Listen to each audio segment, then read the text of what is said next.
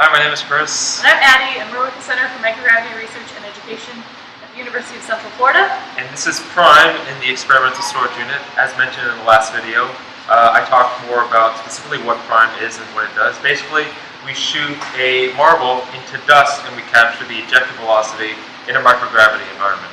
So what you see before you is the experimental storage unit that houses each of the 8 Prime chambers. This unit is strapped into the airplane during flight so that during the parabolas we experience a microgravity weightless environment, and each unit can then be pulled out of the storage unit and free floated during flight. So then additionally in the storage unit we have the electrical connections that power each of the boxes. So for instance, if we turn on box 1 right here, you can see that we now have power and lighting in the box. This is important for getting good camera shots of our ejecta in the experiment. So you can see that this box is illuminated, but none of the others are, which means that this is the box we're going to be using for this experiment, for example. So now we're going to show you a more detailed view of the experiment in flight. So the first step in removing a chamber from the storage unit is to pull out a locking pin that holds the chamber in place. Then an individual chamber is slid out of the storage unit. Remember, in microgravity this will be a very different process.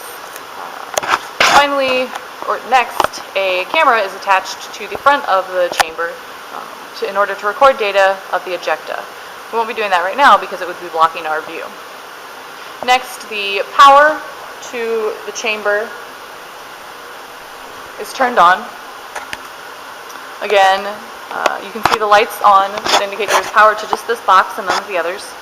We have the launcher in the top of the chamber and the tray in the bottom. The electrical power to this will also cause the door to open and then a marble to launch from the top. So in flight, we would be in a parabola and we would give the signal to launch and to watch the experiment. So on the count of 3, 2, 1, launch. So you can see here that the tray door opens and the marble is launched into the JST-1 regolith. One of the big differences, obviously, in this experiment is that in microgravity, there is basically zero gravity. So the ejecta looks very different coming out of the tray. You can see then that the door closes after the experiment, and then the power is shut off.